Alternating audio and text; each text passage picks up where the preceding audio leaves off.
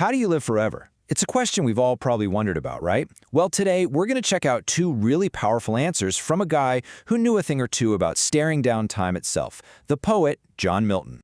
So let's start with this. What is the best way to be remembered? I mean, do you build giant statues? Do you hope your family line continues? Or is it about the things you do? We all think about our legacy, what we're going to leave behind that will outlast us.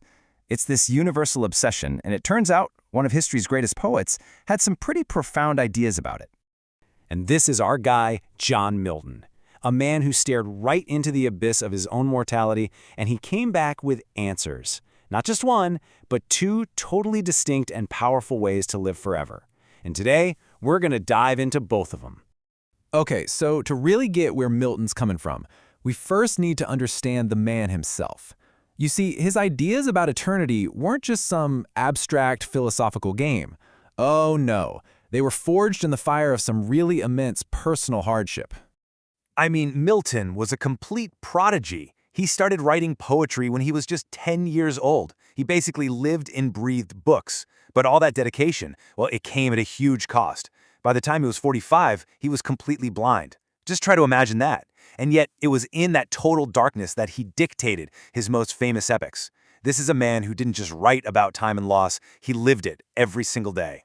So here's the big question, right? How did this man who lost his sight to the strain of time come up with a way to defeat it? Well, his first answer comes from a poem where he basically picks a fight with time head-on. The poem kicks off with this incredible challenge. He's not pleading with time. He's not afraid of it. He's taunting it. He's daring it to do its absolute worst and just get it over with. But why does he call time envious? What's that about? And this part is so cool. Milton is tapping into ancient mythology here. You see, the Greek titan Kronos, who is the personification of time, literally ate his own children to stop them from overpowering him. So for Milton, time is this greedy, destructive monster that consumes everything it creates. And he keeps this taunt going, telling time to glut thyself with what thy womb devours. In other words, he's saying, go ahead, stuff your face, eat up all the fleeting, worthless things in the world. It won't matter, because Milton knows time has its limits. And this right here is the absolute heart of the argument. Let's break it down. On one side, you've got what time can destroy. Mortal dross, things that are false and vain. Basically, all the physical, superficial stuff. But then, look at the other side. That's what's beyond time's grasp, eternal virtues like truth, peace, and love. He argues these things are part of a divine eternity that time just can't touch. And he ends the poem with this incredible, triumphant line.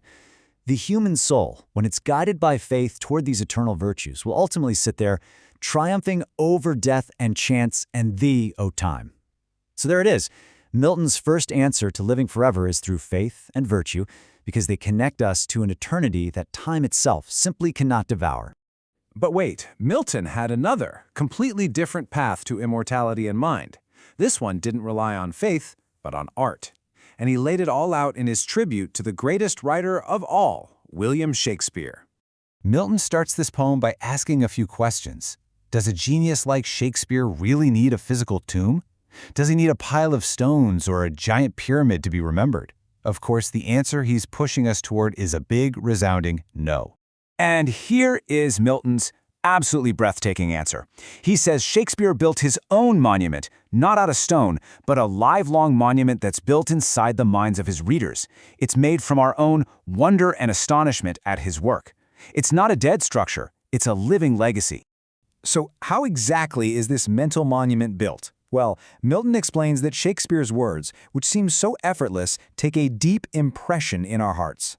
His art is so powerful it can leave us completely stunned, as if we ourselves are turned to marble. His poetry becomes the very material of his eternal legacy. This is the final incredible statement.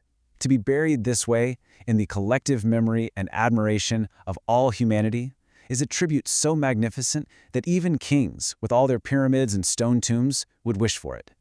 This is a legacy that is way greater than royalty.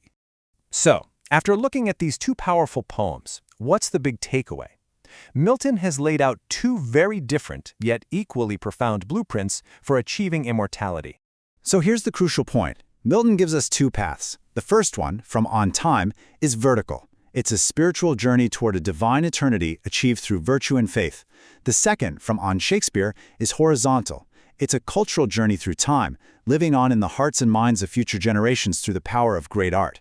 And this brings us right back to the beginning.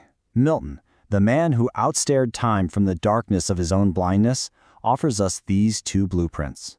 So it leaves us with a final, thought-provoking question. Is the monument you hope to leave behind one of faith and virtue, or one of creation and art? What is the live-long monument you're building today?